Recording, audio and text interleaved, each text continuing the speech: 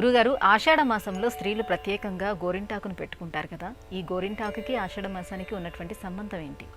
భారతీయ జీవన విధానం అంతా ఆరోగ్యము, ఆయుర్దాయము, సౌభాగ్యము, ఆధ్యాత్మిక తత్వము ఇవన్నీ కలగలిపినటువంటి జీవన విధానం.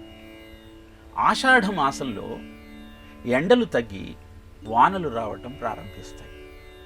దీని కారణంగా స్త్రీలు నీళ్లల్లో సంచరించేటప్పుడు పాదాలు ఒక రకమైనటువంటి ఒత్తిడికి, కొంత అనారోగ్యానికి గురి అయ్యే అవకాశం ఉన్నది. గోరింటాకుకు గోళ్లను సంరక్షించే అద్భుతమైన లక్షణం ఉన్నది. నీటిలో తడవటం వల్ల వచ్చేటువంటి అనేక రకమైన అనారోగ్యాలను సంరక్షించే లక్షణం గోరింటాకుకు ఉన్నది. అందుకే గోరింటాకును అందరూ పెట్టుకోవచ్చు. స్త్రీలు ముఖ్యంగా ఆషాఢ మాసంలో ధరిస్తూ గోళ్లను, వేళ్లను, కాళ్లను సంరక్షించుకుంటూ ఆనందంగా జీవితాన్ని గడిపే ప్రయత్నం చేస్తారు.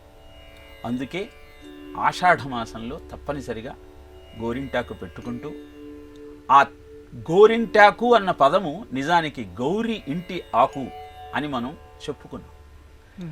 ఆ గౌరీ మాత సౌభాగ్యానికి చిహ్నం కనుక ఆ తల్లిని జ్ఞాపకం చేసుకుంటూ అందమైనటువంటి చేతులతో, ఆరోగ్యమైనటువంటి దేహంతో ఆషాఢ మాసంలో వాళ్ళు జీవనాన్ని గడుపుతూ అందరికీ ఆనందాన్ని అందించే ప్రయత్నం చేస్తారు.